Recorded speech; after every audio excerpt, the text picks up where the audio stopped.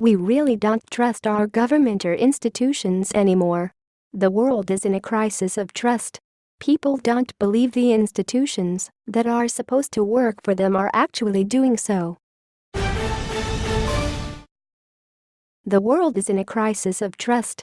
People don't believe the institutions that are supposed to work for them are actually doing so. A brand new survey of tens of thousands of people around the world shows trust has fallen dramatically in dozens of countries. And Australia is one of the worst. In Australia, the share who trust in government, non-government organizations, media, and business has fallen to 42%, down from 49% last year. The numbers come from a survey which is run each year by Edelman, a consulting firm.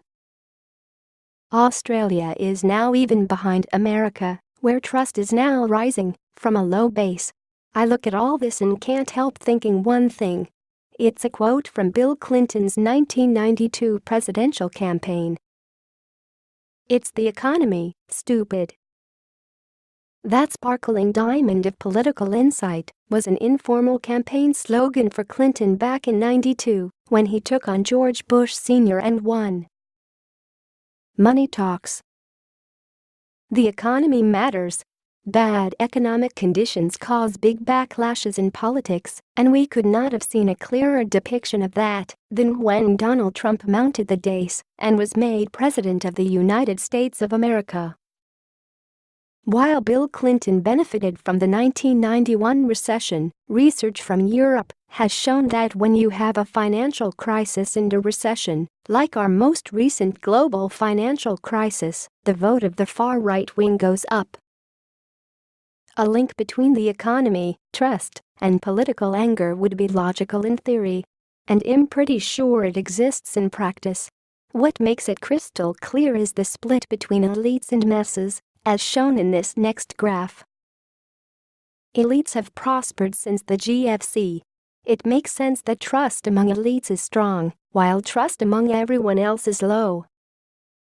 The trust gap is rising.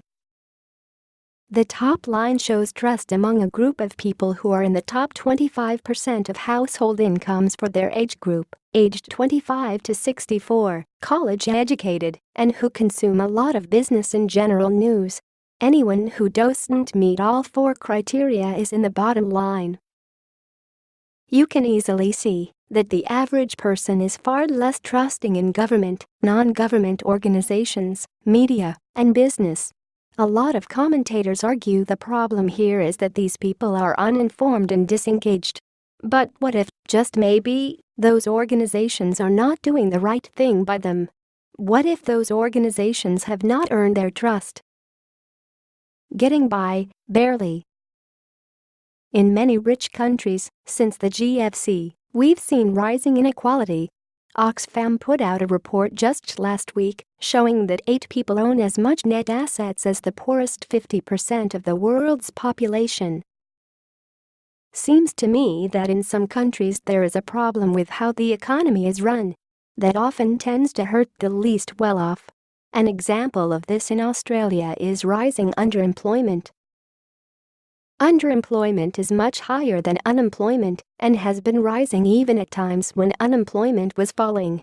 Combine that with stagnant wages for most people and you have a perfect explanation for a very rebellious streak in the electorate. Even in Australia we've seen a swing to the right as trust has wavered. Pauline Hanson is the purest example, but there are others. We may have moderate Malcolm in the Lodge, but he is very much limited by far more conservative politicians like Tony Abbott and Senator Cory Bernardi. The constant chatter about a breakaway conservative political party is another sign that the further reaches of the political right are up and about. The big question here is whether more right-wing governments that sometimes get elected when people have a shortage in trust are actually good at fixing the economy. If not, the lack of trust is likely to keep on going. Jason Murphy is an economist. He publishes the blog Thomas the Thinkin' Gene. Follow Jason on Twitter @JaceMurphy.